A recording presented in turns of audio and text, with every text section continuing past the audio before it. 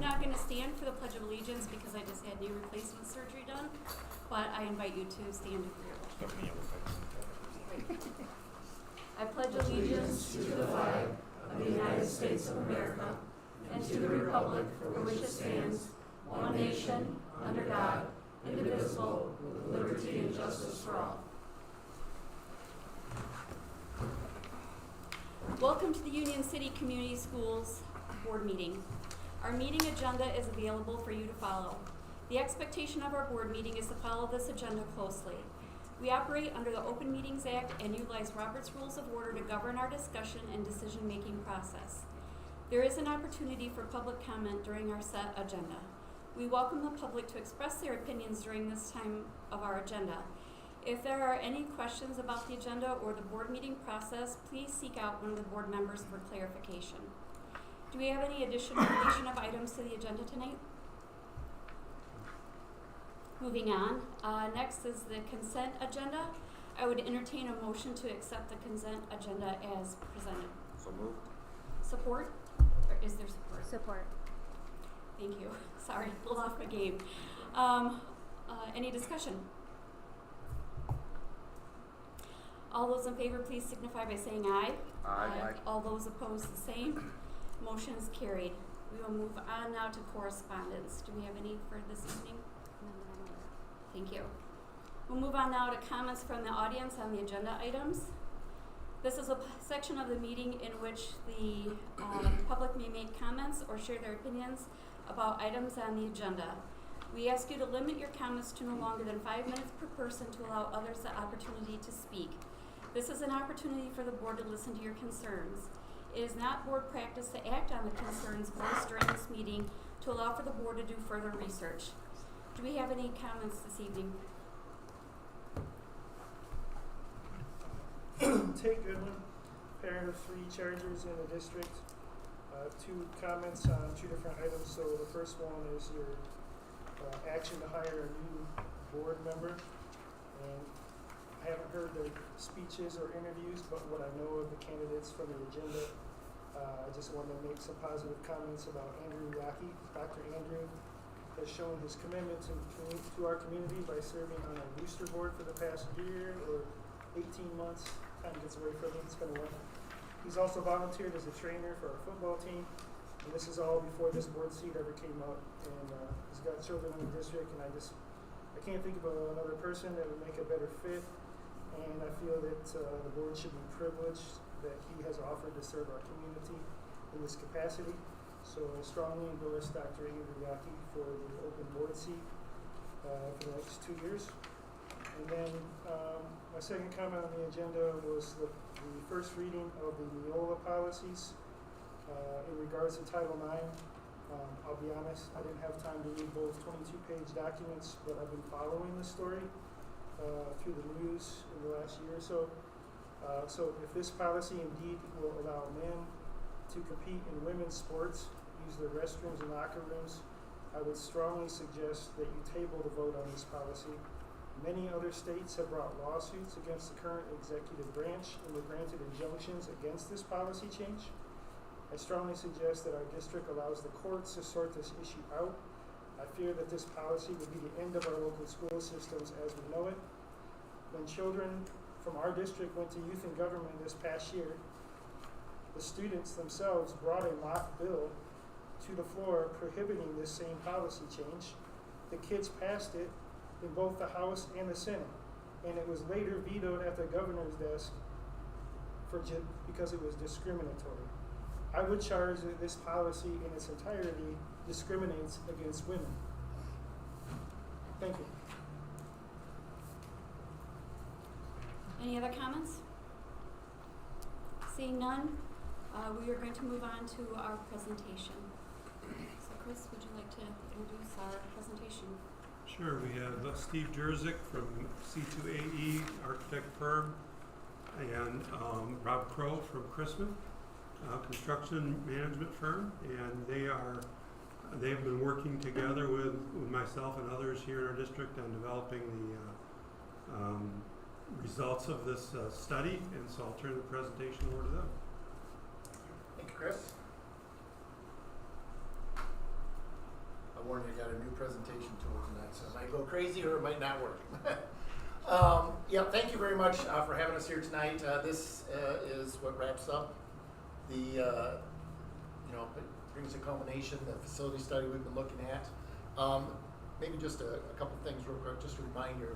This was a study that the district got funded through the state to look at potentials for savings within the district. And by accepting this study, you're accepting the study. That's our recommendation at the end. We hope that the next step is going to be, seeking grant out and funding this. So if you're lucky enough to get the grant, great. If you're unlucky to not get the grant, then you've got a nice study out of this. All right, so we'll talk a little bit about the opportunity. We'll talk about the enrollment projections. High level talk about the facility assessment, the consolidation options that we reviewed, and then our final recommendation. So the opportunity that the district has is, we're trying to spin this positively. There is a trend of enrollment that's declining. Some of the projections that we took a look at show us, project as much as a 25% decrease.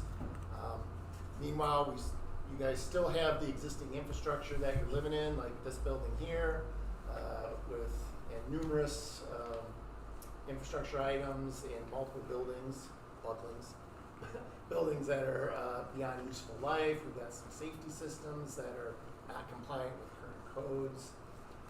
And as I mentioned, the state has this new opportunity to fund studies to evaluate operational improvements. And if the study finds that improvements are worthwhile, there is also this grant out there that we're unsure yet, but it'll either partially or fully fund the implementation of this study. I say we're unsure.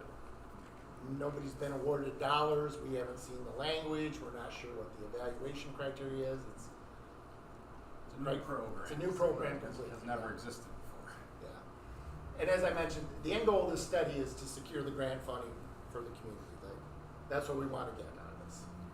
I did want to say, though, that the study is looking at operational improvements. The study and the potential grant doesn't address, other needs that the district may have, such as if you want to improve athletic fields, or you want a new bus garage, or you want to start a robotics program.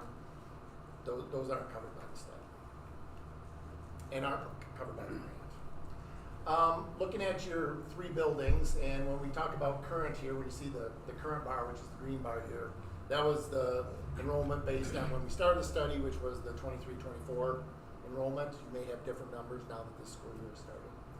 But 5 years out, we are looking at a decrease of as much as 200 students perhaps in high school based on that current grade configuration. We're looking 5 years out because if in the world of grant or bond funding and bond issues for school, that's as far as they typically allow us to project out. So we limited that just to prep for any future work that we do. You can see how that spreads across the various grades. Again, and when we're talking about teaching stations, that's your core classrooms, any room that you spend, students are in there more than 50% of the time. We did a walkthrough of the building ourselves, and Chrisman conducted a facility assessment that was based on the Association for Learning Environments criteria, evaluated, let's see how this works here now, site, structure mechanical, plant maintainability, the building for safety and security, educational adequacy, the environment for education, all sums up to a 1,000-point score, which you can turn into a percentage. Generally speaking, if you're in the 90+ range, normally you look at select improvements for your facilities. If you're below that, but still above like 50%, you're probably looking at additions and renovations. And as you start getting further down the list, that's when you start to consider improvement, replacement. One of the things they recommend is that if the cost for renovations exceeds 2/3 of the cost of a new building, you probably need to consider just replacing the building. probably no surprise, the middle school is the one that ranks the lowest at 49%, and that's down about poor. That's where it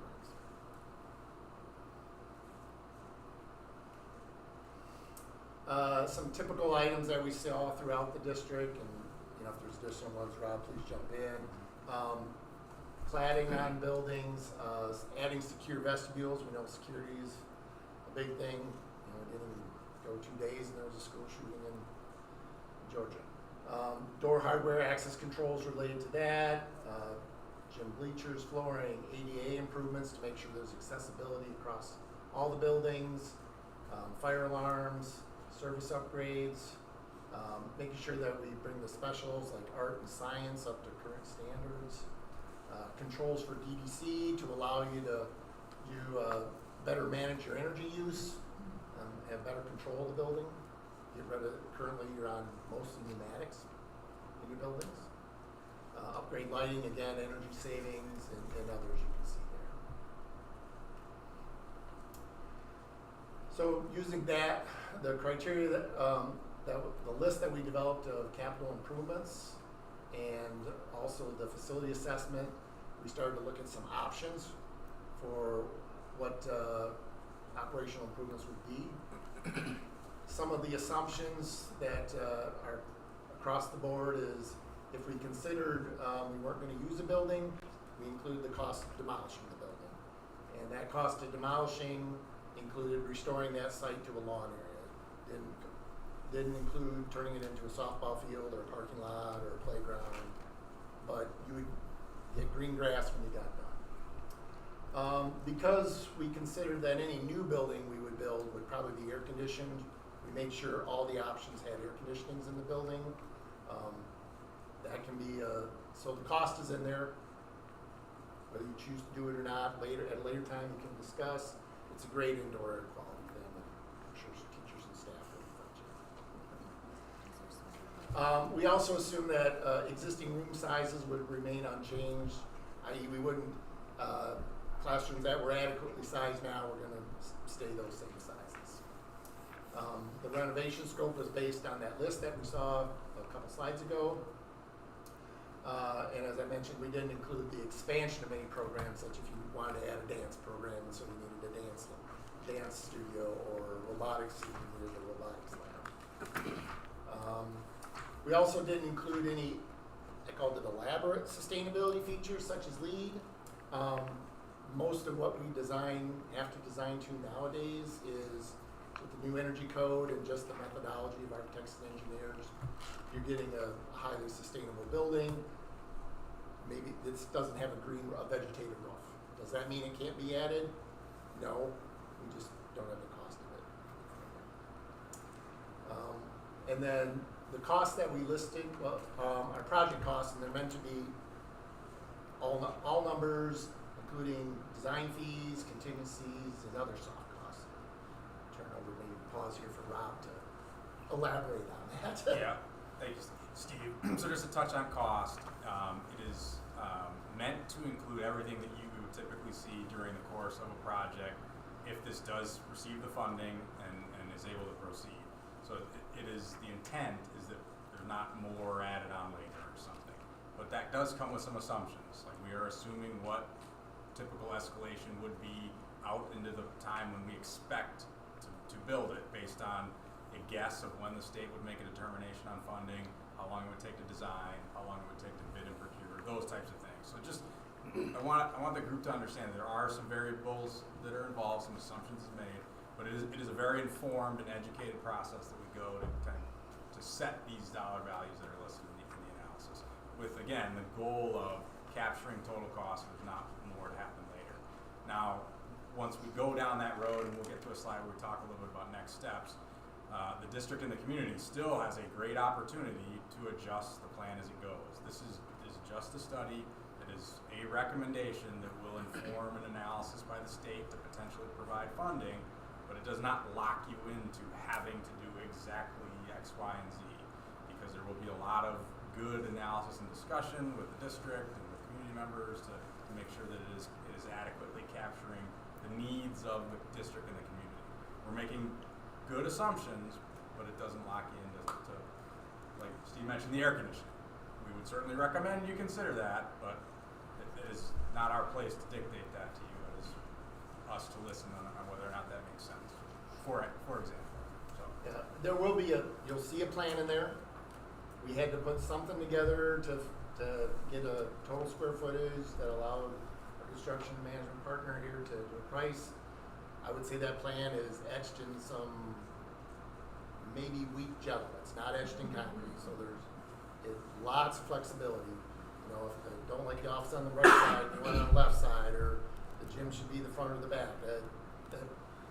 We just tried to make some logical decisions on the layout. All the options are in the study there, so you can look at that.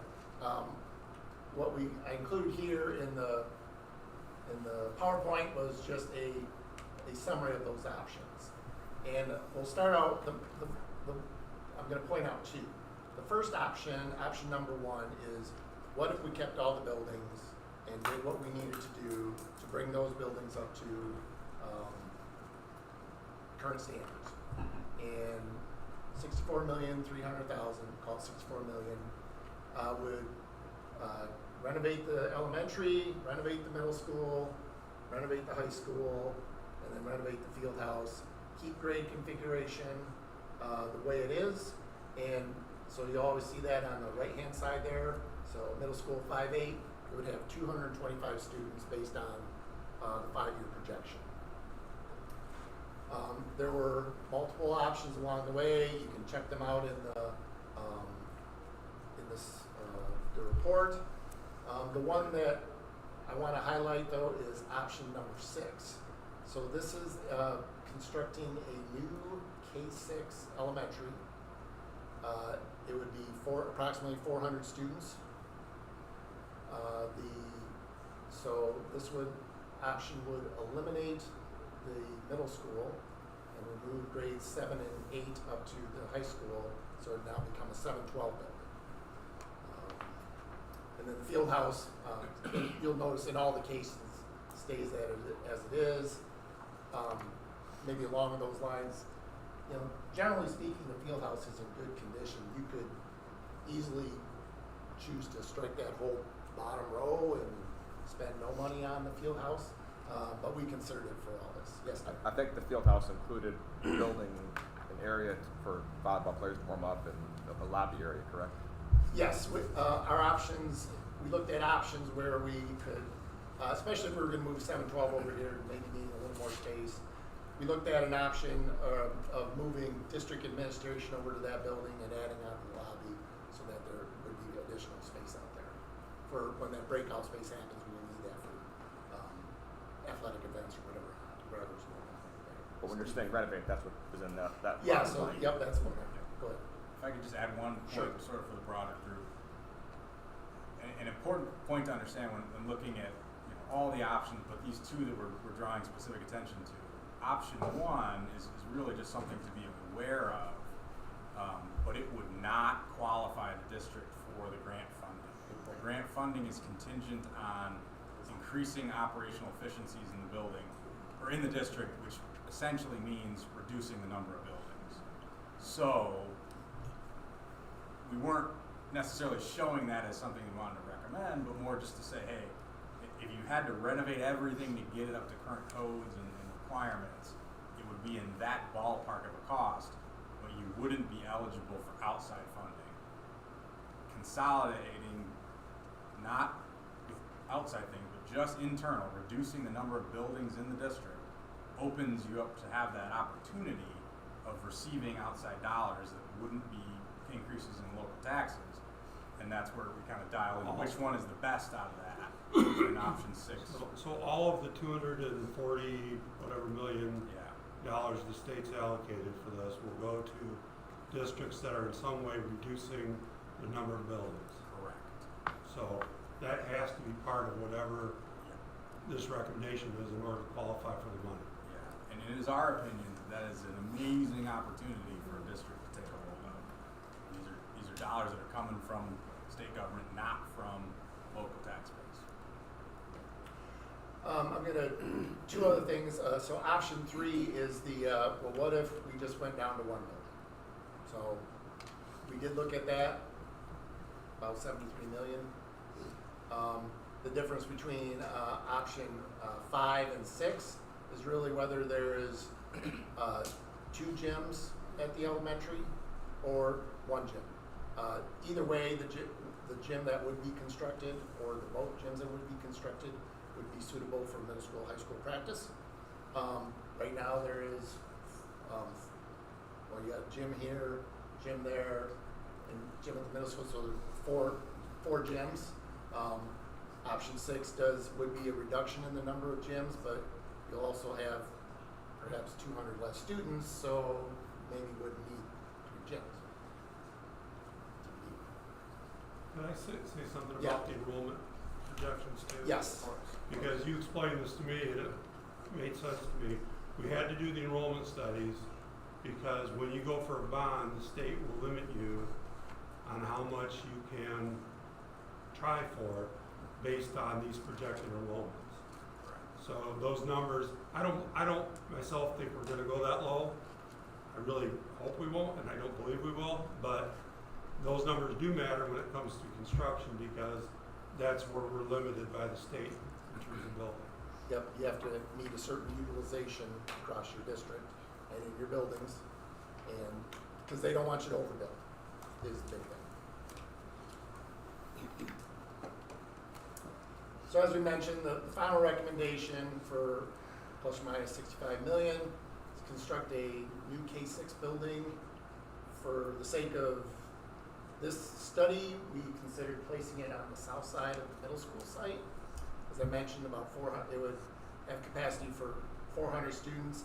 By the way, when we're talking about classrooms and students, the size we're doing is 25 is the max that would be in a classroom. You can obviously put more in a classroom, but this is based on what the state says is in a classroom. 25 seems great. Again, renovating the high school to accommodate grades moving 7th and 8th grade up here. That would bring this building back up to about 317 students. And then demolishing the elementary and the middle schools, and then the existing field house remains. So as I mentioned, so why is it good from a grant standpoint? We're taking 2 legacy buildings offline that are poor performers in terms of energy and just general layout. We're keeping a building that a lot of people in the community have attachment to. Setting the district up for the future, should the enrollment change.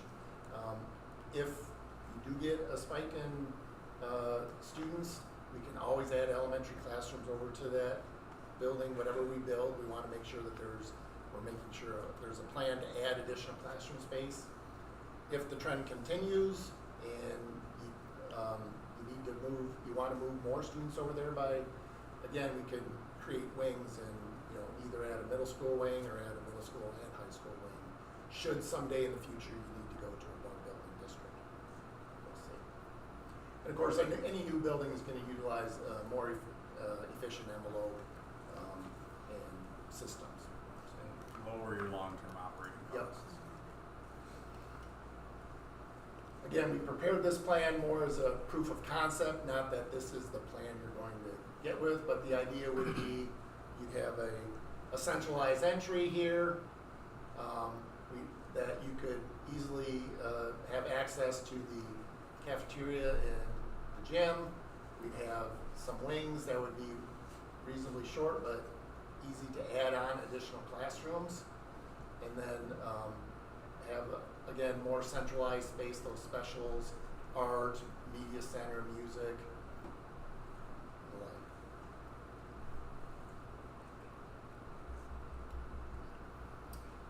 In the case of the high school, creating renovating spaces, but then having these spaces, whether it's this wing or someplace else, but for middle school, so middle school students could be separate from the high school students who are in orange. This could become a middle school entrance here. This could become a high school entrance if there's felt to be a need to separate that. All the purple spaces would represent what we think are going to be the shared spaces new buildings such as media center, science, gymnasium, music. Again, if this decides to move forward, lots more conversation to be had with this. So what's the next steps? The board would formally accept the study, and we have to share this with the state of Michigan and also share it with the general public. The grant application to fund, to ask for the monies to implement what we're recommending in the study is due at the end of September, just 2 short weeks away. And after that, it's wait for them to review the grant application, but I would also suggest it's a good time to consider if you need to look at any additional funding mechanisms for other projects you may have within the district, or if you're unsuccessful on the grant. I don't feel that's a strong likelihood.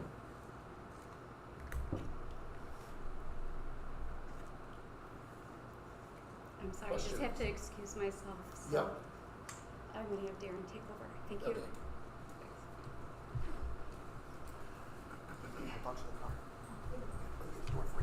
Questions? Clear as mud, huh?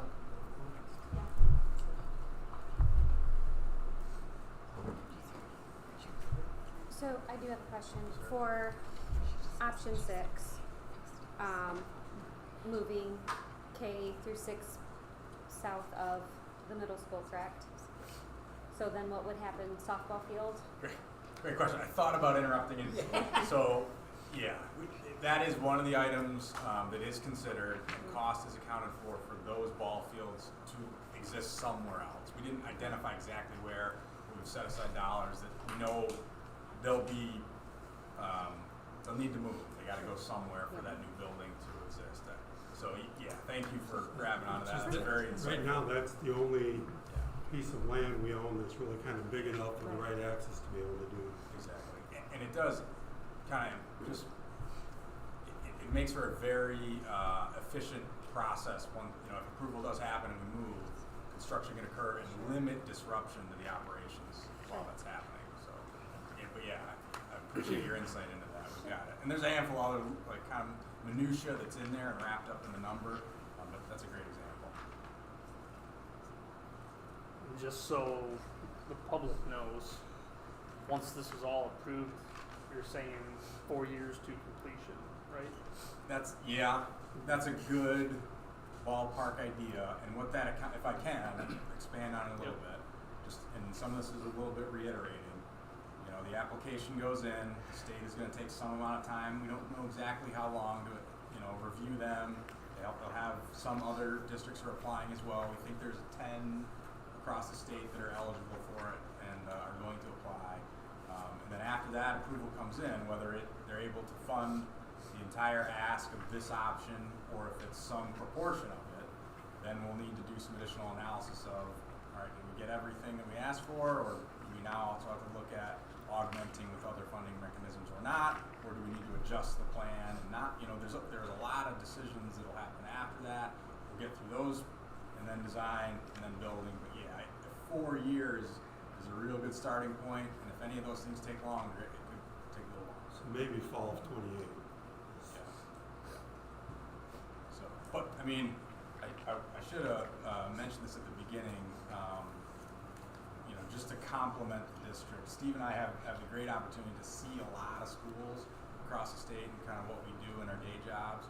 And your school district has done a really great job at getting the facilities to where we are today. I mean, these are old buildings. They're in a condition that is still good for students, but they are at life expectancy, and that's just where they are. So it's kind of that question that we posed, or will pose to us, and we're helping kind of present information for you all, the decision makers, to make. Do you put more money into that, or do you try to find a way to get something that will have a much longer lifespan, will have a much more efficient operating, saving you costs out of your general fund in the future, all those types of things. So So thank you for what you're doing for your students and your community here. It's done good. This isn't the sky is falling type of thing, but it's a great opportunity to make it better. So that's where we're at. Thank you for that. So, long way to answer your question. I have a question on your, so let's say we do option 6, obviously new construction, renovation.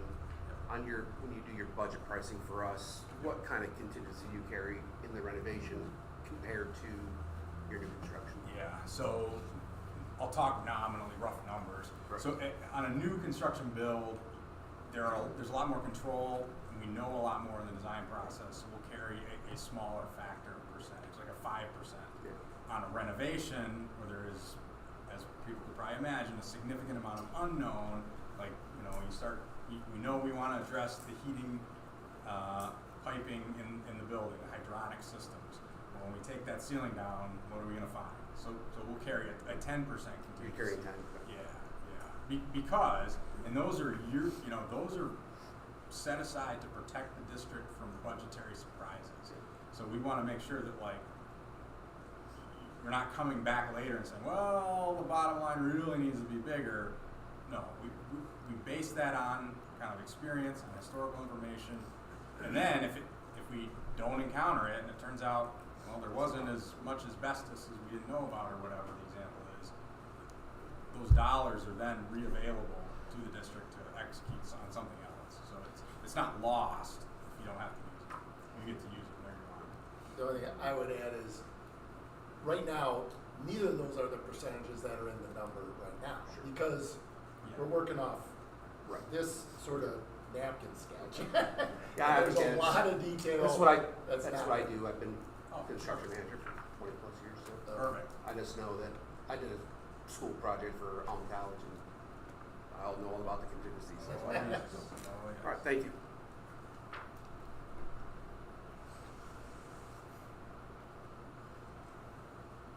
Any more questions? You're running the meeting now, Oh, Mr. Vice President. You want to move to the big chair? I don't care. Sure. I debated whether I do that or not. Yeah. I'll do it for those at home so they can see who's talking. Thank you guys for the presentation. Thank you both. I will say, as a member of the site, building and site team, they have been very helpful answering questions. They seem to be very knowledgeable. I never asked them a question and they stared at me like I was crazy. So I appreciated that. And I appreciate their, candid responses when required. But yeah, so I think these are big numbers, obviously, but right now we gotta start somewhere. Can, yes, Darren, is it possible, maybe I think it would be good for the whole grant application if the board could actually formally accept the study with a motion, and then we can include that just to. First item on the agenda. Okay, look at that. I'm done. So, now that the presentation's finished, let's move on to action items. The first action item on the list is to accept the consolidation study report that was presented to us this evening. So moved. Support. Discussion. Again, we spent hours talking to them, A couple different times. so one thing we may not have mentioned was one of the other positives is having both buildings within a quarter mile of each other. Because right now the elementary school is kind of on an island. Kind of a campus feel almost. Right, so that was another piece that I just thought of when I was sitting over there. All right, so any other discussion from the board? All those in favor of accepting the presentation, signify by saying aye. Aye. Opposed? Motion carried. Thank you, guys. You're Thank you very welcome to take off if you want at any point. Though You got big business to do. there's no judgment. Much appreciated. Thank you. Thank you. Thanks, guys. Okay, next action item is, so we approved the study and now we need to look at the grant. So the next action item is to authorize Mr. Katz to apply for the grant, implement the recommendations of the consolidation study. Thank you. Do I have a motion for that? So Support. I'm giving it to Archie and then Perfect, Jennifer for perfect. the support. How's that? That's funny. Discussion. Do you need help with that? Or do you have help for that? We're all set. They've done most of the work.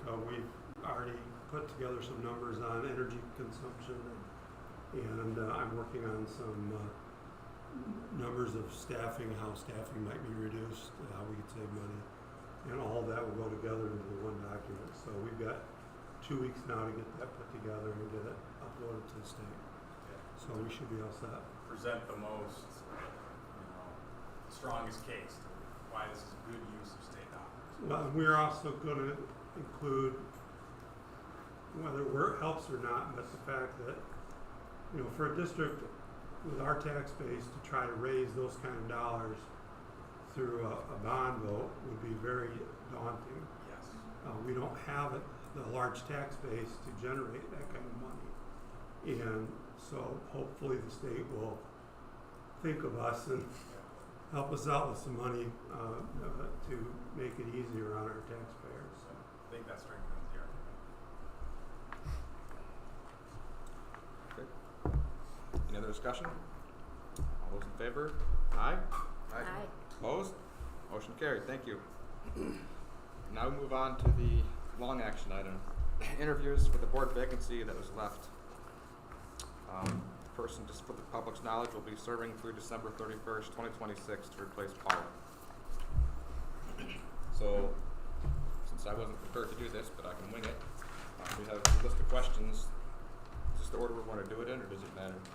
Did we flip a coin? Thanks, guys. We did not flip a coin. Did you flip a coin? I didn't flip a coin. We just listed them. Okay. So, Yeah, we're in alphabetical order by last name. This Oh, that's is the- okay. this is the order their applications came in. though. Okay. Well, it should be the opposite then, because the person that was on the ball should be the that should go last. Is Rebecca Newton? Yeah. Do you mind going first? Okay. Why Do don't you want the others to step out, or I mean, we can't make them step out, but would we like the others to step out, or is it all right to have them all together? I think it's respectful if they start Yeah. out personally. It's hard enough. They can watch it later anyway. That's true. It'll be too late at that. What's that? Too late at that point. No, that's fine. We just don't want to give answers to the next person. That's all right. Can you grab the door? Thank you, Tate, father of three. What's that? Three chargers. 2 Chargers. Sorry. Miss Fry, welcome. Hello. Thank you for coming. Thank you. So, we have a list of questions that I believe you were given. Yep. We should be pretty good at this because we're still a little warm after Jeremy joined the board. So this time Jeremy gets to ask the I can ask questions. some questions. What's that? I can ask some questions this time. Okay, so we're just going to ask these 7 questions. We'll start with Archie on this one. Next time we'll start with Paul, so we get to ask different questions because that breaks up the monotony a little bit. There you go. So That's a good idea. each board member will ask you a question that you already know what's going to be asked. Hopefully you have a response ready, and then we'll just keep going around the room until we're done and ask for the next person, and at the end we'll pick somebody. Fair enough? Yep. Do you have any questions? Nope. Good. Hi, Rebecca. Hi. Thanks for being here. Why are you interested in serving on the school board? I'm interested in serving on the school board I have children in Union City School, one in the high school, one in the elementary, so I'm going to be here for a really long time. My youngest is actually a kindergartner, so just started this year. And I want to get more involved in the school district and with their education and making sure that they're getting the best education that they can that will prepare them for their future. If they don't want to go off to college, fine with that, but we need to be preparing them for their future, so I want to help make sure that we're doing that for the long run of the community.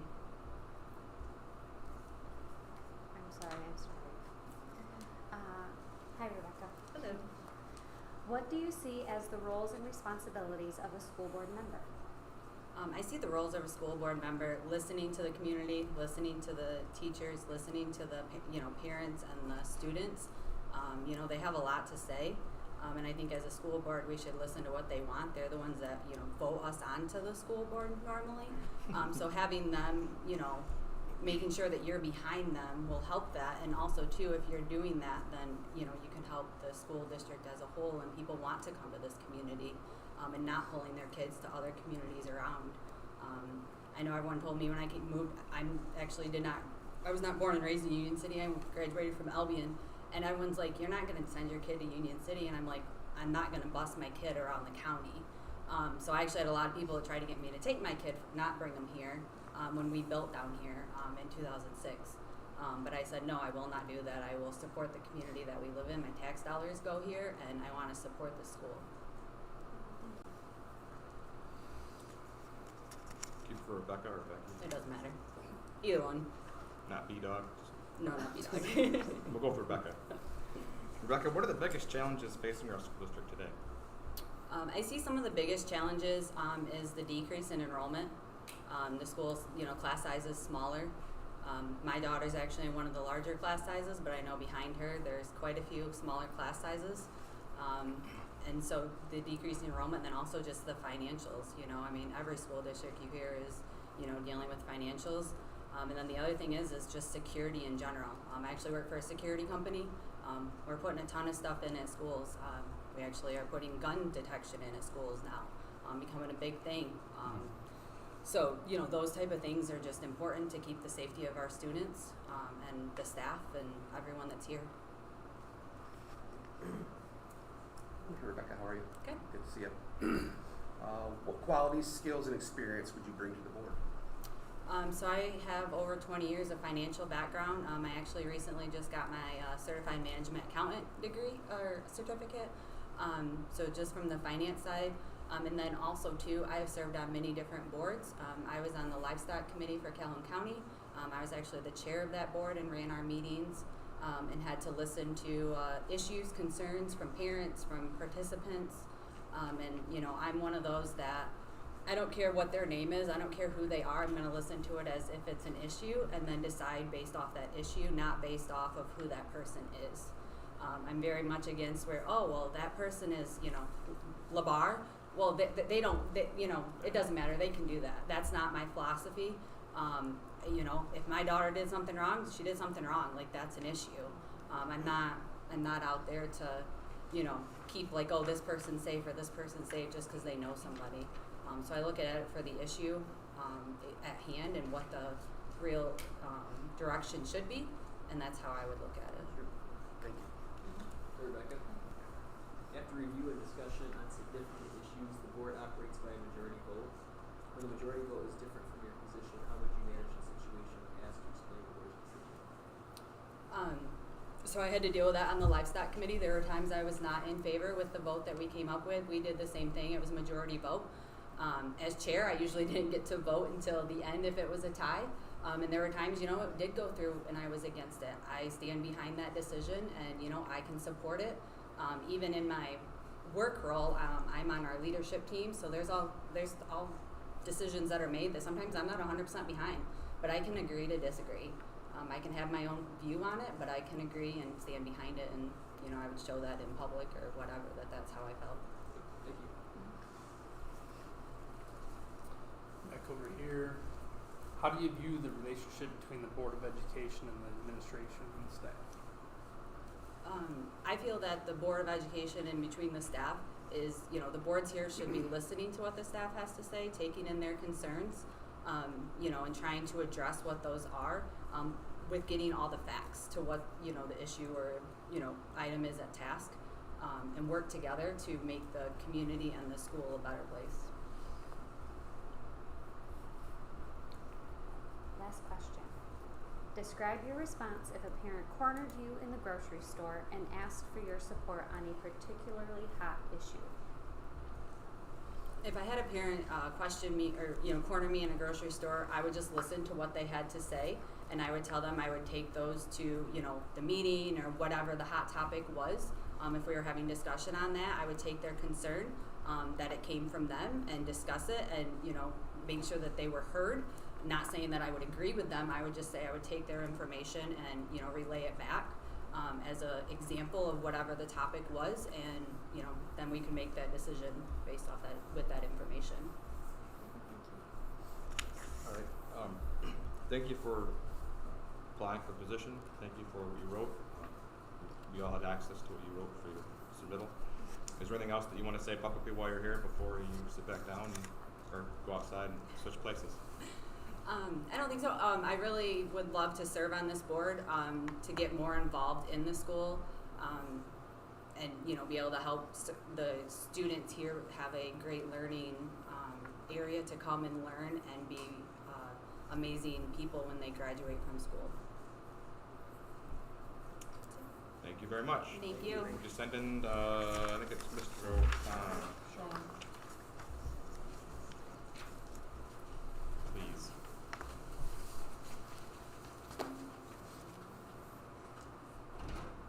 Should I ask him if he prefers Sean or S? No. Or sh? No. Prefer sh or Sean?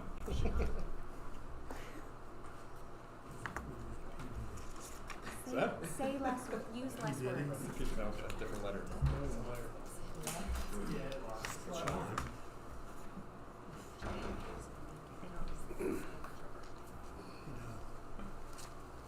Mr. O'Connor, how are you this evening? Good, how are you? Doing great. I think you know how this process works. Yes. We're going to go through the 7 questions and then give you a chance to just give us any parting wisdom or parting thoughts when you're done. So Sure. last time we started with Archie, so this time we're going to start with Paul. Okay. How you doing, Sean? Good, how are you? Good. Why are you interested in serving on the school board? Yeah, I think being, a part of the community and making a difference is huge. And I think that this is a great role to kind of get into the community a little bit more and involve myself. I think it gives you a lot of exposure to different issues that I'm not aware of and can learn more on and be a part of decisions that help change those and impact, leaders within the community, our teachers, the faculty members, for the better. And I think would build on some of my leadership skills, You don't get a chance to really do that a ton at work because there's a hierarchy, right? So working somewhere, learning from you guys and growing in that aspect, I think would be really great. Okay, thank you. Evening, sir. How you How's it doing? going? Good, how are you? Good. What do you see as the roles and responsibilities of a school board member? So I think one of the big ones for me working as a financial analyst is just overseeing finances, looking at the general fund and, making sure that the dollars make sense and that you make good decisions. Obviously, looking at what those gentlemen presented this evening was really interesting. Of course, you work in construction and I've been in that field for a little bit.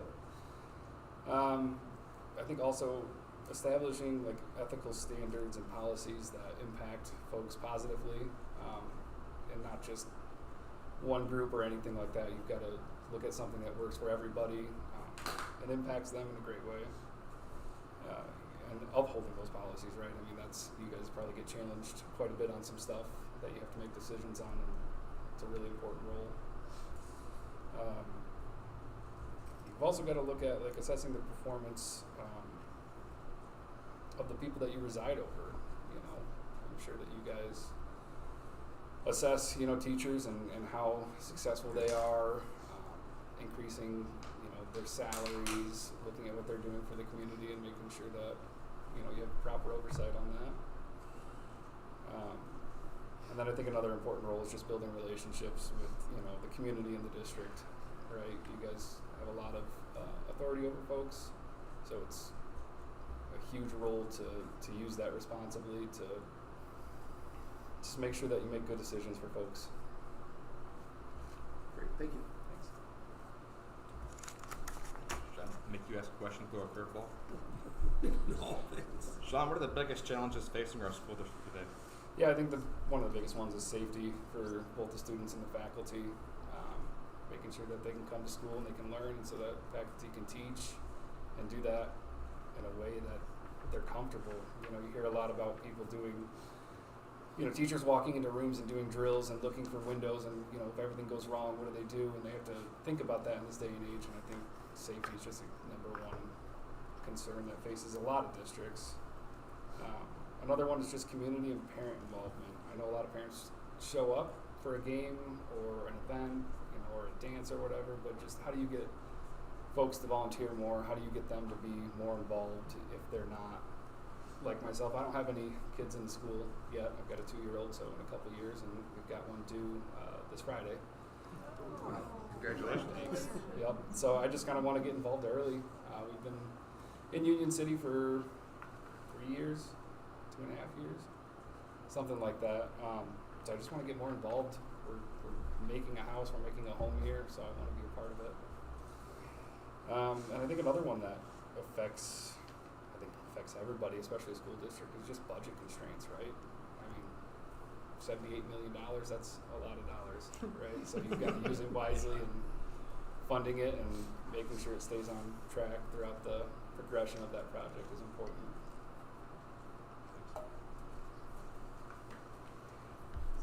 What qualities, skills, and experience would you bring to the board? Yeah, I think I bring a little bit of business acumen that I'm able to assess the financial side of things. I worked in project management in Kalamazoo for a number of years, and I've worked in finance for a long time, and I just understand how that works and how that impacts everybody. I mean, they're big dollars, and you've got to use them wisely. I think I bring an aspect of a younger generation, a different look on things. I've got a lot to learn in that aspect too, so I'm looking forward to that. But I think just being a part of the board would be something that would help me grow, and hopefully I can bring some of my skills to the board.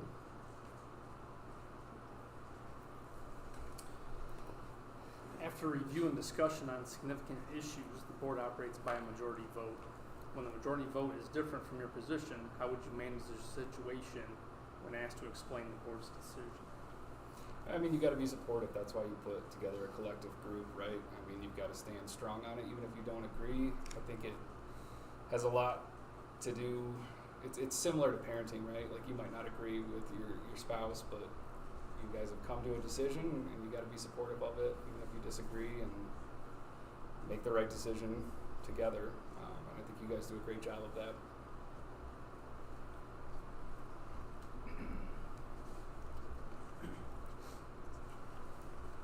How do you view the relationship between the Board of Education and the administration staff? Again, yeah, supportive. I mean, you're there to give them guidance. You're there to make sure that they're following policies, and you're working with them, not over them. Yes, you have the authority, but I think it's important to support them and listen. You need to understand what they need. They'll bring it to meetings. They'll catch you in the hallway. They'll catch you out in public in the grocery store, or whatever it may be. So you just gotta listen and understand. Last one. So describe your response if a parent cornered you in the grocery store and asked for your support on a particularly hot issue. Yeah, I mean, I'm just gonna listen. That's again, more support is you need to hear out. There's lots of perspectives out there, and I think everyone has a valid point. You need to hear it, try to understand it, try to digest it. I mean, obviously you can't respond in a way of, this is what I think, you know. You want to be more of a collector of thoughts and try to understand what's going on. It's great that you have open meetings and that you can have folks make their public comments. I think that's awesome. And also when you get comments in public, you just gotta listen. Very good. Thank you. Right, Sean, I mentioned to Rebecca that we all have the letter you wrote, the information you gave us, which I appreciate. If there's anything else you wanted to say publicly to the rest of the people as to why you are a good fit for the school board or why you want to be on the board, anything else you want to share? Yeah, I mean, I appreciate you guys taking the time to interview me again. I grew up in a small town, so I know the feel of it. I watched a tractor go down the road earlier. It just seems like the community that I'm used to and that I'd like to be a part of now that, you know, I've grown up a little bit since then. So just trying to be impactful. Thank you very much. Thank you. Send the last person in, please.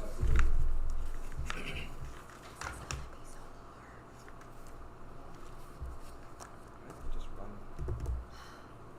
Open seats for the election. Whoa. Good evening, sir. Good evening. How are you? Doing great. How are you? Good. So, We're just going to ask you a question on the list of the questions that you were already given. And give you the opportunity at the very end to give any final parting wisdom or thoughts you have. I tried to change it up so that the same person has to ask the same questions. So this time, Jen Gauchi gets to ask you the first question, and we'll go this way. Okay, you rolled the dice there when you said that too. Hello, It's a risk sir. having you go first. That's why we're I know. I don't know why you chose me. Okay. Why are you interested in serving on the school board? So, you know, when my wife and I decided we wanted to call Union City our permanent home and raise our 2 kids here, we decided that, you know, service is a big part of our life, and serving this community has been a huge part of my life. So I think it's the next step for us to be able to give back to the community that raised us. And so we both came from Union City here. So, yeah, I find that, you know, being on the school board and being an active member of our community, facing all the challenges we have, that's the next step for us to serve our city. What do you see as the roles and responsibilities of a school board member? So the roles and responsibilities, I think when we talk about all of the challenges here, it's to listen to the people that we represent. You know, there's a lot of families that are really struggling and have a lot of things going on. And so to not only convey those concerns that they have, but to work as a team, you know, to better this this community and the school district. I think that, you know, we have to listen. We have to hear them. We can't just decide unilaterally on these things, but we need to have all voices heard in this community. You know, from people that can, you know, afford the largest home to the people that can't afford much. You know, everybody's represented here, and that's what makes Union City. So I think that, you know, it's our job to listen to those concerns and to bring it together and make a choice as a team. Thanks. Good evening, how are you? I'm great. How are you? Great, thanks. So what are the biggest challenges facing our school district today? Well, had a wonderful presentation on that. That kind of worked out great. But infrastructure is a big thing. So having 2 kiddos in the district and to go into the elementary school looking exactly the same as, for the most part, as when I went there in the early 90s. So that infrastructure is a big one. And then the next is, how are we going to make that happen? How can these be safe environments?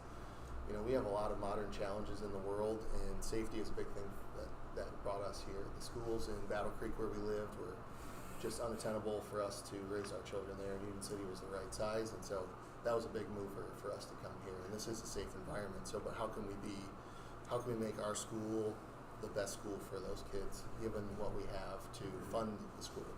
And so I think, you know, funding is a big problem. Making sure that we can keep and attract families to stay in Union City. I know several families that their kids go elsewhere but live here, and so how do we empower people to stay in this area and attract that? And so I think not only we have that, but then so facilities, keeping people here, and challenges like that in the future are a big one for us. So, thank you. Good evening. What qualities, skills, and experience would you bring to the board? Well, I'm a business owner. I've been a practicing chiropractor in the state of Michigan for 12 years. That has lots of challenges. Running a business through COVID was no easy possibility when you couldn't be in a room with a patient or those kind of things. And so being able to navigate those kind of things, I think have armored me with a lot of different skills that I think will help here. Additionally, I served on the Battle Creek Area Catholic Schools Advisory Board. Now, obviously, they are governed by canon law, but we had a parent board that made decisions, and then the priests took that into consideration. So I've already had prior experience running that. We were part of a major network infrastructure, so we updated the entire district with new internet and had a great success with that. And so getting grant funds, overseeing that project because I was on the tech board. So I bring some unique experience and fundraising. So that system isn't funded by taxpayers, it's funded by private individuals. And so we've taken some of those experiences I learned from that board and brought it to the booster board. And thus, Tate and I working together, starting that. And so I hope to bring some of these big skills and listening to people from private practice into the board here. Thank you. Hi, Andrew. Hey, After review and discussion on significant issues, the board operates by a majority vote. When the majority vote is different from your position, how would you manage the situation when asked to explain the board's decision? well, when the board decides as a team whether I agreed with that or not, that is the decision. And so instead of some individuals maybe just defending their stance, I would defend the group's stance. And so hearing out the concern of the citizen and hearing what made what they disagreed with, and then voicing that back to the group at large would be a part of it. But having the teams back is what I'm all about. That was a pun. I did that on purpose. Sorry. Alright, how do you view the relationship between the Board of Education and the administration and staff? So I think this is a small community with a lot of great individuals working at the schools and here in the board, and I think together as a team. So administration and teachers are on the front lines. They're taking care of our kids. The concerns that they have are real, and we need to make sure that we listen to those. And so I think we defend the teachers to the best of our ability and listen to their concerns and what can we do to better serve them so they can serve our kids. I feel like a top-down approach that way will yield the best result for our students. Lastly, describe your response if a parent corners you in a grocery store and asks for your support on a particularly hot issue. Hearing them out, listening to their concerns fully, with empathy and understanding that everyone has unique challenges, and then bringing that back and communicating that to the board effectively. I think as a group, people get really on hot button issues. They get really tense when they haven't been heard, and so I think we not only listen to that, but try to validate what they're bringing to the table, and try to best serve that individual, even if the board itself doesn't agree, and then communicate why we don't agree, and hopefully they can understand that the choice was made as a team and not just as an individual.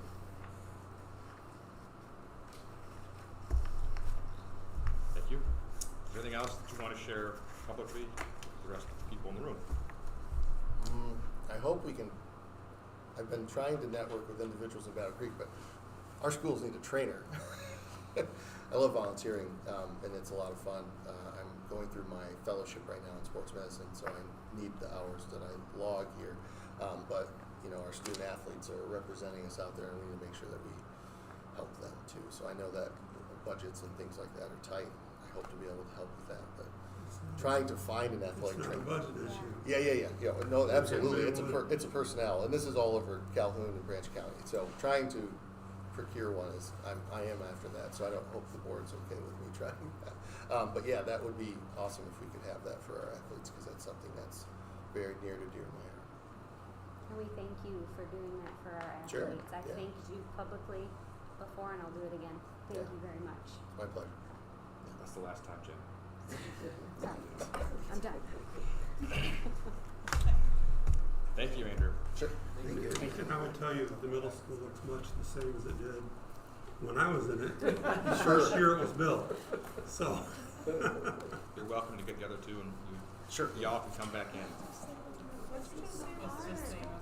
He said it looks the same as it did when he was in school. So. And I said it looks the same as it did when I was in school too. Yeah, but didn't you have the rooms like in the middle of the 6th grade hallway? There's a few differences. Okay, but I can point out lots of differences. Oh my gosh, Okay. Jamie. All right. Yeah, we didn't have any air conditioning back when I was here. Right. We will refrigerate you out in the cafeteria and the gym at this point. We don't have that. It works well. Very nice.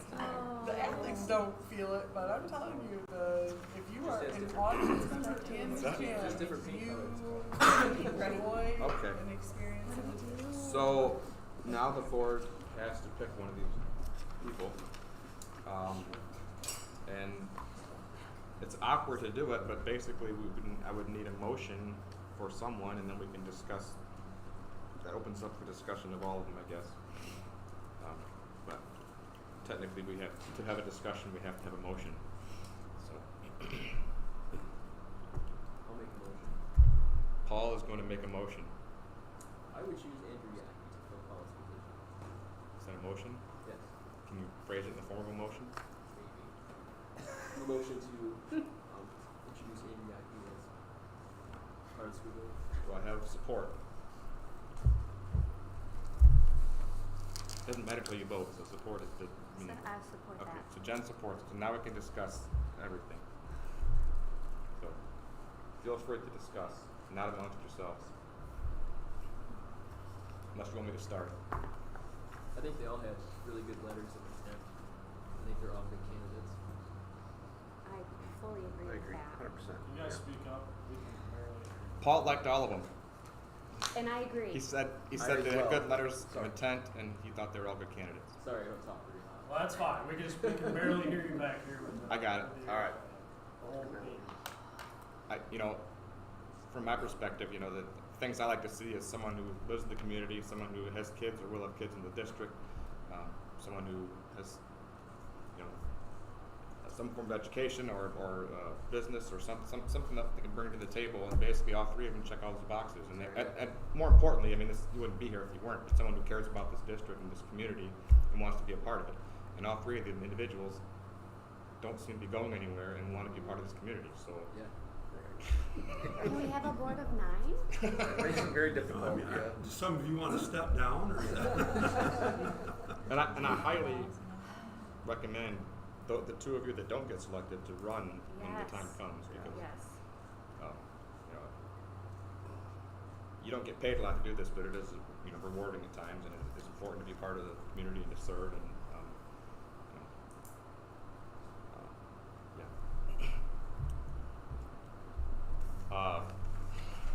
they all said similar things.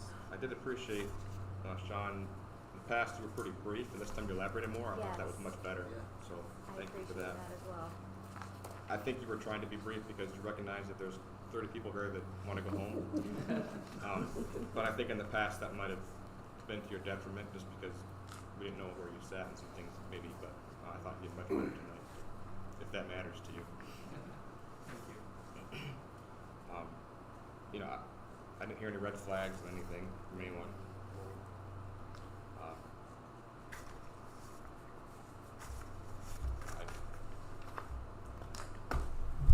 Any other discussion?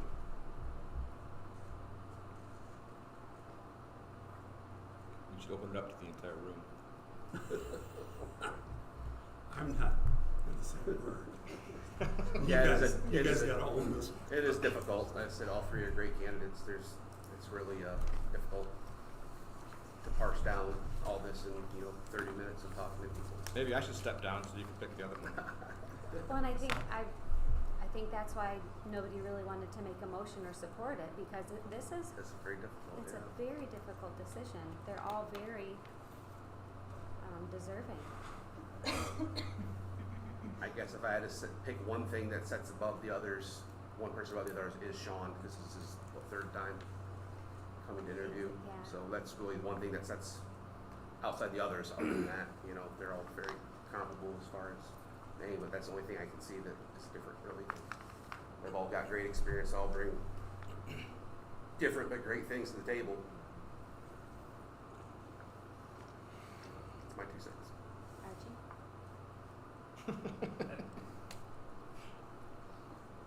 I'd have to agree with Jeremy. I mean, all three candidates are great. Great answers, great letter of intent.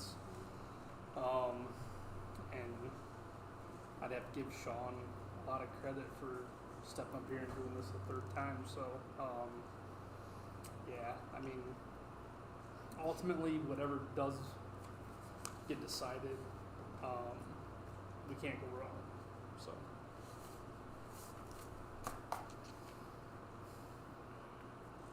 Darren? I already said my piece, I think. I do think it's important to get a parent of a child who is in elementary school, because besides Archie has one now.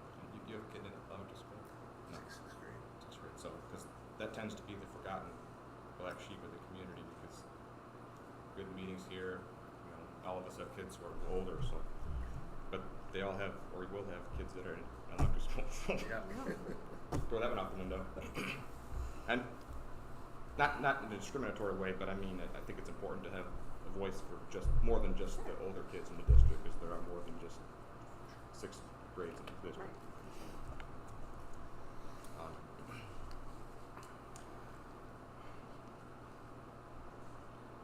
I think the best part of this decision, because we got to go home tonight, is that I believe that the other two will still be a part of this district and will still want to help out and support. So that's I hope so, at least. So I guess Paul made a motion. I don't have enough to you know. It's like in football, if you can't, the review doesn't give you reason to overturn the decision. I guess I don't have any reason to overturn what Paul has presented. They're all good. So I guess we'll take a vote then. Archie, you have something else to say? You're thinking. I'm good. I wish we could ask other questions beside this, like, you know, do you have time to do this? Evidently, there's people, because my biggest issue is people. I'm going to take people down, but since I've been on the board, we've had 3 or 4 people resign before their term was up. Now, granted, when we first started, it was 5 people. There were 6-year terms. We changed it to 4, so we've helped that a little bit. But I think it's important not to stay on the board for 40 years, but to have some consistency and not, you know. So it's a commitment that I want to make sure that the 3 of you understand you're making, because even though it's 2 years long, we don't want to do this again in 6 months if we can help it. So, and I would hope, and it looks like from your nodding of the heads, that you're committed to doing the 2-year term. So that would be a question we should have asked, question A instead of question 1. Are you going to sit here for 2 years, or are you going to leave? So, all right. Wish Amber was here, because I could blame her for whatever happened. That would go against whatever question that was. All right. All those in favor of accepting Andrew Yockey to the board for 2 more years, please signify by saying aye. Aye. Who's opposed? Congratulations, Mr. Yockey. Thank you to the others that were here. You're making him do it now. Yep. What? I had to do it. He does too. What's that? I was just going to say that we're going to be creating a steering committee. We're going to be creating a steering committee to help, look at our recommendations for construction going forward. And I would certainly ask both of you if you want to be part of that. I think it'd be great contributors to that. So, and that's going to be starting very soon. So I'll be in touch. That's a great idea. So he's a voting member already? Doesn't have to swear in or do anything special? Kelly's Right now. Kelly's doing it now? All right. Did you tell him about the initiation ritual we do? I don't know what kind of things you guys do in your... He's got to drive me back to Grand Rapids so I can sleep on the way back up north. Is he all set with that? Fair. Can you write his name on a piece of paper? Take Amber's off. All right, let's get this meeting over with. The wheels fly off when Amber's Do I have a not motion here. to adjourn? Just kidding. Financials. We need to approve the financials that are presented to us. Do I have a motion to approve them? So move. Support. Discussion? There's a lot of them in there, I can tell you that. I had some concern about the food service. I asked Chris, but he said that it's just a matter of funding comes afterwards. So don't worry that we're $22,000 in the hole in our food. We can still feed the kids. We get paid later. Like everything in the state. Go ahead, we'll pay you later. And when do we have your favorite time of the year when we do the review? That's October? The audit? What's that? You mean the the audit? They're actually They're here here this week. this week. Okay. Their stuff is back there, so don't touch it. All right. I know it's a fun time, so thank you for enduring that. So, any other discussion? All those in favor? Aye? Aye. Opposed? We have accepted the financials. Don't hear any cheering. Okay. Full-time substitute hiring. Need board actions required to approve the hiring of Miss Amy Katz as the full-time substitute at the elementary school, effective already.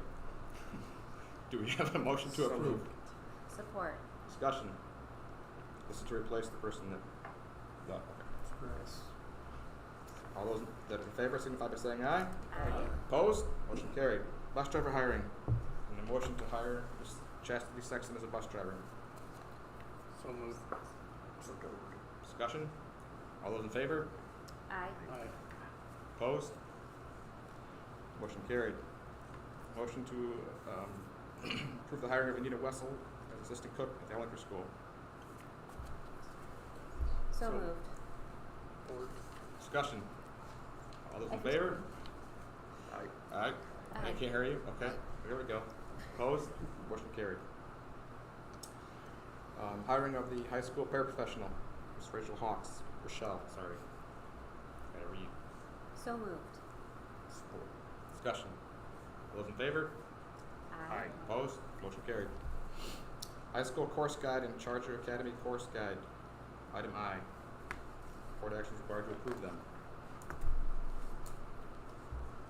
So moved. I'll support. Support. We got support from Jen. See how I got that? That's the president's job, is to get people to support. Intimidation, whatever word works. Any discussion on the course guide and Charger Academy course guide? So really nothing changed much. Not a lot changed. They're very long. Let's go through for the markups. I had a question, but I forgot what it was because I looked at it last night when my eyes were falling asleep. So I don't think it was of major consequence, so I'll just reject it next year. All right, all those in favor? Aye? Aye. Opposed? Motion carried. Student handbooks, we need to approve them so they can be printed and already distributed, which you probably have been. No, we don't. Oh, They post them online. okay. I'll make a motion. Is that what you're looking for? Yes, ma'am, Okay. please. I guess I'll support it. Support by Paul. Any discussion? Once again, they are very long reads, so it's nice to know what changes. The middle school one was the markup, which is helpful. Any other discussion? All those in favor? Aye. Aye. Opposed? Motion carried. We have student handbooks. We can have school now. We're on to the discussion items. Creation of the steering committee. I believe that's you want to discuss that. Yes, Okay. we will be creating, I'm in the process of putting all the plans together. We're creating a steering committee to examine the facility study and help inform the board as to the direction we go. I wanted to talk a minute about the fact that we have like a two-pronged process. When the board hired Chrisman, or brought Chrisman on board back in December of last year, the idea was to examine our facilities and develop a plan to prepare for the future. And recognizing that with changes in the law, funding improvements through sinking fund was no longer feasible. And so how we're going to manage that and what priorities the district should have. The grant opportunity came up almost immediately after we started that process. So we have this grant opportunity going through and everything that they presented. And we're applying for those funds, but that doesn't lock us into anything in particular. So what the steering committee will do is take the information they've gathered about our buildings and where the problems are and help develop priorities for the district and making sure that what we choose to move forward with is actually what is best for this community, financially, for our students, etc. And hopefully the steering committee will be able to meet. I want to have a wide swath of people from the community, from different areas. I want to get some of the larger landowners involved, because at some level we will probably have to involve bonds at some point. If not, hey, if we got the grant to do all that construction, there are still going to be other things related to that that aren't part of consolidation that will need to be done. And so we may still have to have a vote, but and we don't know how long it's going to be before they give us the results of this study, right before they decide on the grant. They could decide, I have a hard time believing it will be before maybe December, might be, but I think probably at least that time of year. It might not be till next summer. We really don't know. We can't afford to just sit on our hands. We have to put together a plan for how, as a community, we're going to be able to move forward and have facilities that are good for our kids for the next 30, 50 years. And so that's what the steering committee will do. So I wanted to put it on for the board to discuss, so I can hear your ideas as I start to pull people together to be part of it, what you feel should be part of that committee, how that should function, what the board would want out of that. I think it's clear that to assume that we're going to get the full grant funds for what we want to do is I think, not a good assumption to make.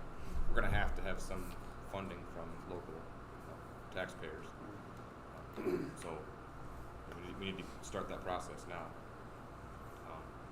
So yeah, it's important to get as many voices as we can, because whoever is going to be casting a ballot should have a say, and should have a say in the steering committee.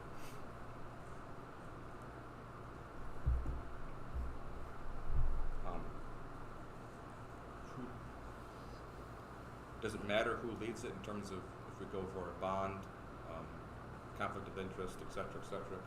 Should a board member do it? Should a board member not be a part of the steering committee? I would expect that we would have at least one board member be part of the steering committee. I'm trying to make sure that we have representation from the staff, from the union, from the teachers union, from the farming community, or the large landowners around here will be subject to a tax. I want to have a broad representation of community leaders, so parents, I could name a bunch of them. So I do have a list of some names in mind, and I'll be seeking others, and certainly if people are interested, they're welcome to reach out to me and say that, let me know that they're interested, and I can come up with a group that can be part of that. I don't want it to be so large a group that it's unwieldy and we can't get things accomplished, but we do need a broad collection of people. Obviously the decisions are the board's decisions, but that group can help inform the board, and then in turn, as we move forward, they can also then help inform the community to go back to the people that they know and might represent, and help share the information about what needs to be done. So I'm hoping one of you will be interested in I'd be being part of that. volunteer to be on this. I think my experience would be helpful in that.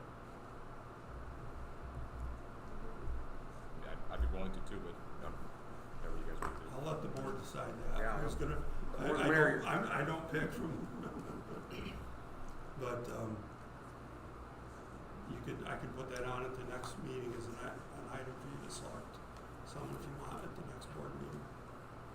Unless you want to do it right now. You mean from the board, or you mean select people in general? Select someone from the board to be on it. Okay.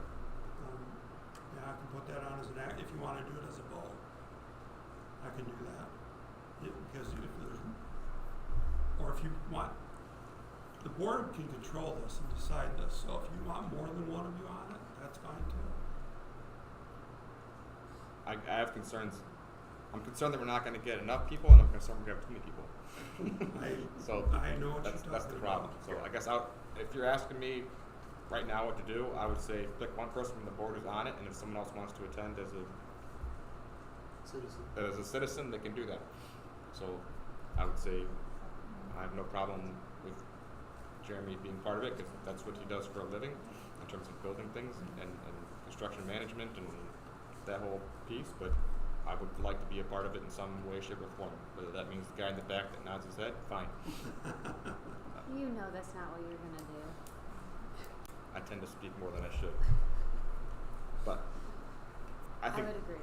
from a qualification standpoint, Jeremy is the most logical person to represent from the board, and I think one is sufficient from the board, as a We still have the building and site committee, which you're part of, Yep. and that report would come to the building and site committee. Yeah, they before gotta it work would go to together the anyway. overall board. Sure. So I have no problem if you want, if that helps get this process started, to have Jeremy be the point from the board, and let's do it now. Okay. Sounds good. So we need a new action item for that?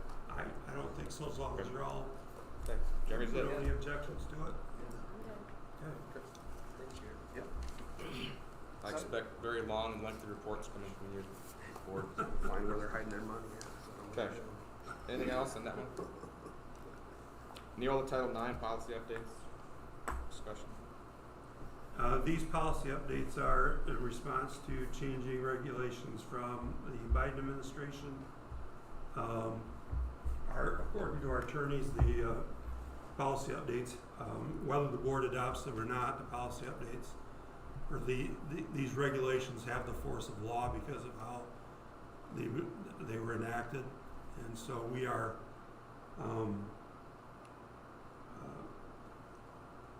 under these policies in Michigan at this point in time. As Tate mentioned in his comments, there has not been a challenge to them from a district in Michigan and no injunction has been given by a court that has jurisdiction over Michigan schools. So there are a number of states in the union who are not implementing these policies now because there are injunctions. But Michigan is one that, according to our attorney, we fall under these policies. I will say that what I read in the policy is, or in what you're asked to update is, has mostly to do with procedures and how we handle complaints, etc. There's nothing in the document that you have that talks about, you have to let students participate on certain basketball teams or use bathrooms. There's nothing in there that talks about that at all. I think what he might be referring to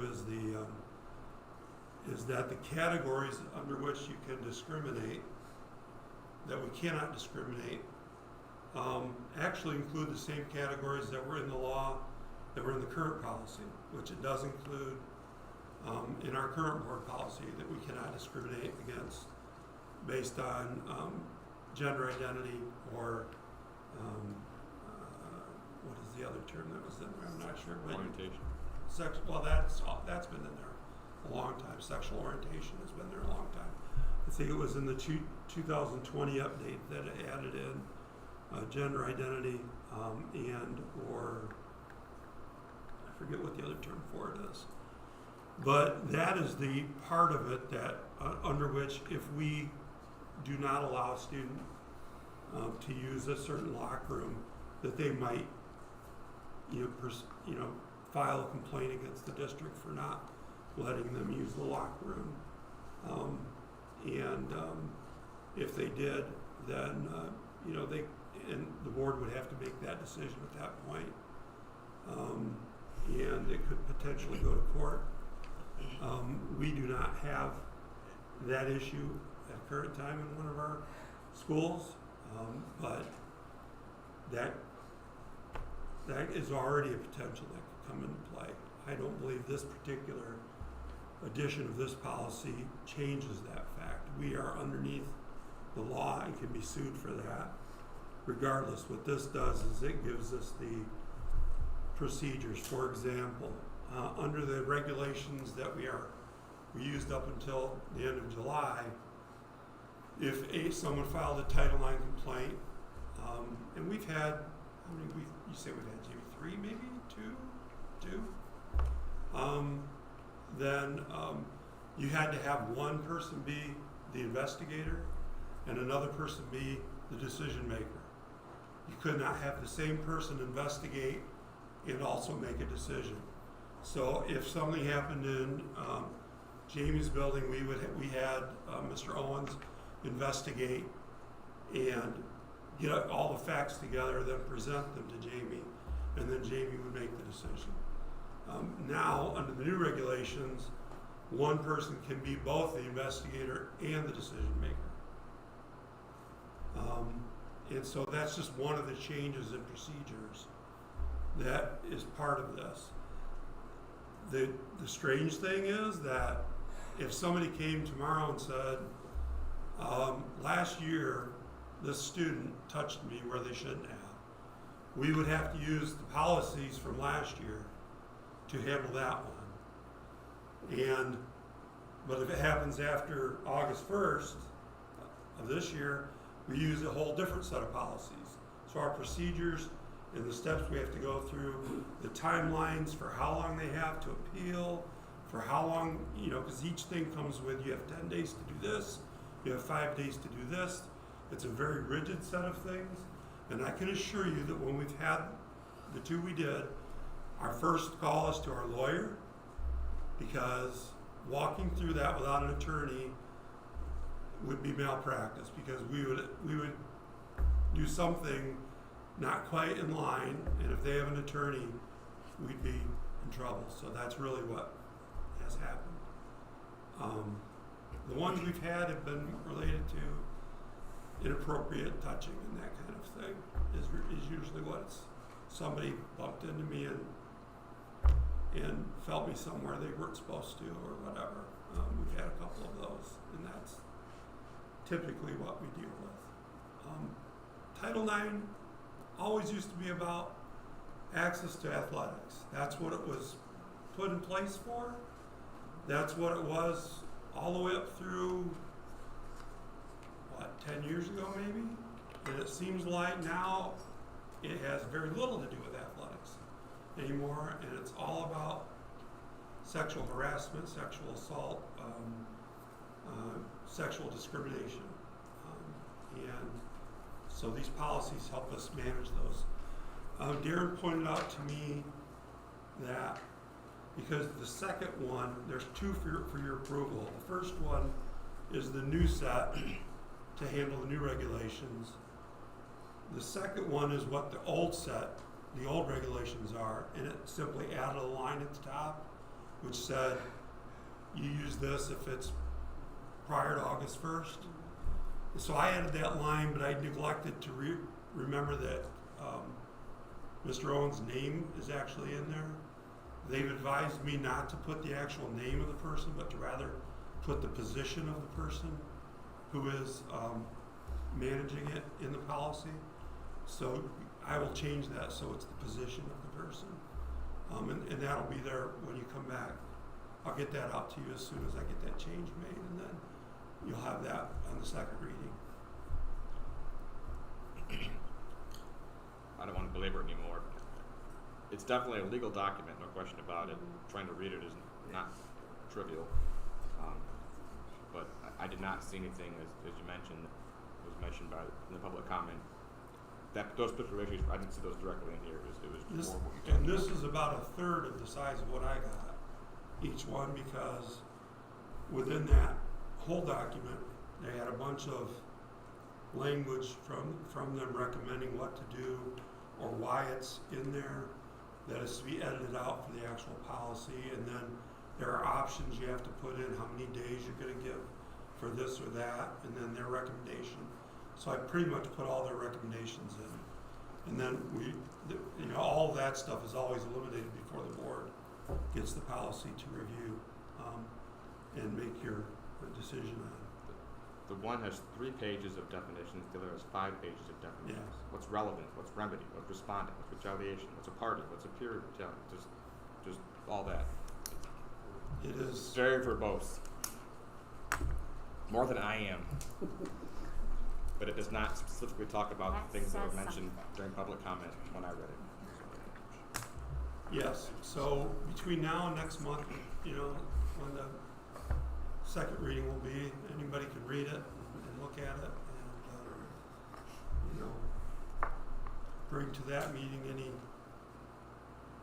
you can always amend things. The board can amend at the meeting.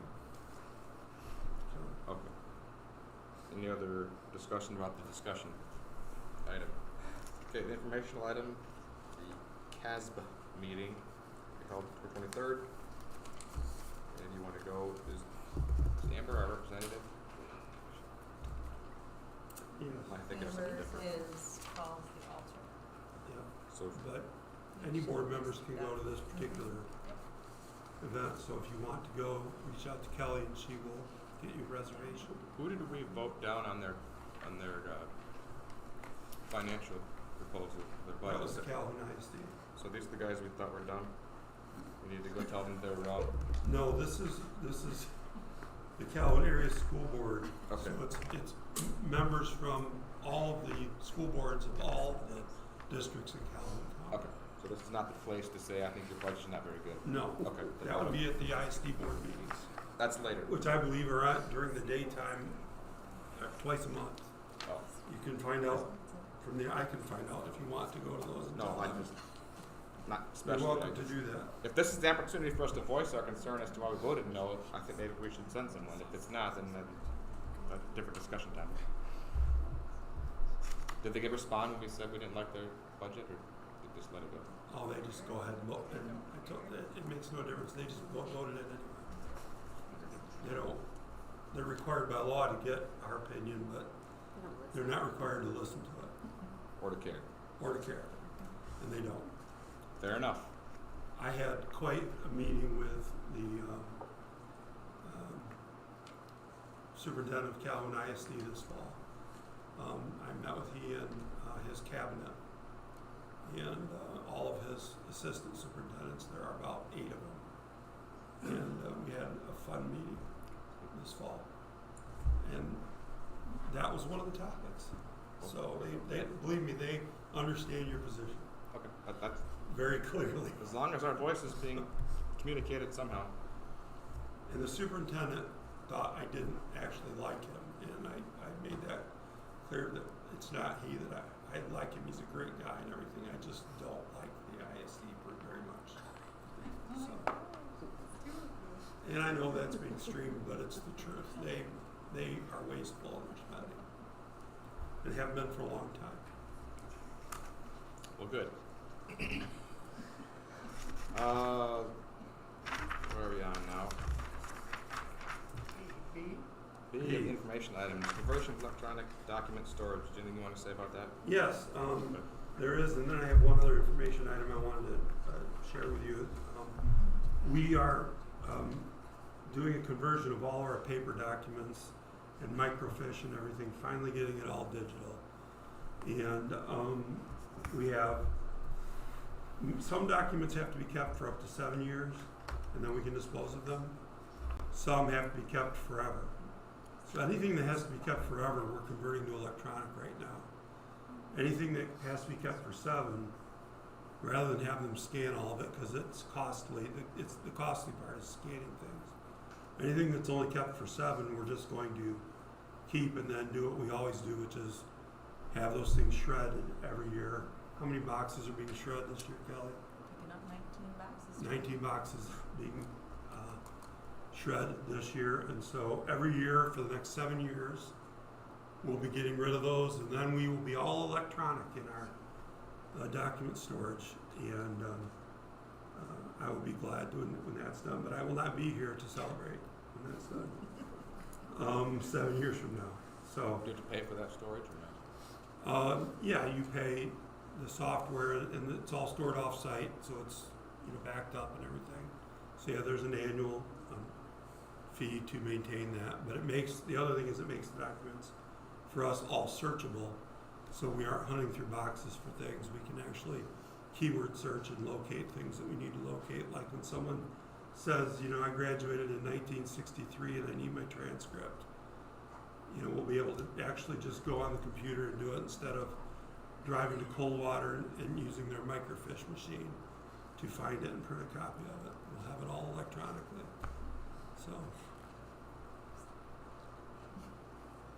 Kelly will be very happy about that because that does happen. Then I vote no. The other information I wanted to share with you besides that item is that our enrollment as of today, I saw 912 students. So we are still holding strong, higher than we thought we'd be.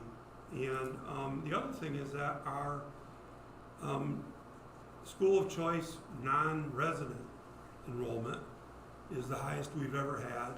It's at, what did you say, 212 or 13? Really? Holy Sorry. cow. We've been right at or below 200 a few years. We've never been this far over 200.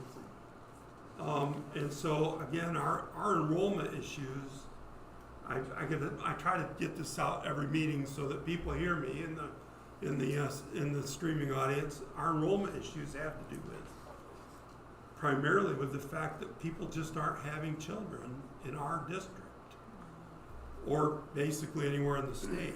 We have over 200 now coming school of choice into our district. We do have about, we don't know exactly how many go out this year. We won't know that until, because there's no way for us to know that number until later in the year. But last year it was like 130 students that attended outside who live in our district to go elsewhere. So we were a net positive of like 60 students last year. My guess is we'll be even more than that this year in terms of, because of that high number and the fact that our enrollment is still a little lower. So it points to the fact that a huge percentage of our students are outside of our district. And yet most of our housing is full. So we have people that don't have a lot of young kids living in our school district. And how do we attract families to move in and be able to buy homes here? How do we have more affordable housing? And it's a complex problem that I've talked with Chris Mathis about it a couple of times, and I know they work on how do you bring families into the community, because for a community to keep growing, you need families. And so it's something that I think our entire community has to really think about how we can do that. Challenge each of you to have 2 more kids. Challenge accepted, Paul said. Okay. Second public comment, anyone? Thank you. Board roundtable, anyone? Anything else you want to say now that you're new? Thanks for the votes. This is where you bring your agenda. Do you have an agenda list where you're ready to talk about your 10-point? No. 100-day plan? No? Next time. Manifesto. Manifesto. Let's not talk like that. Seeing no roundtable discussions, do I have a motion for adjournment? I will make that motion. Support. Discussion, all those in favor? Aye. Opposed? Thank you everyone, have a good night.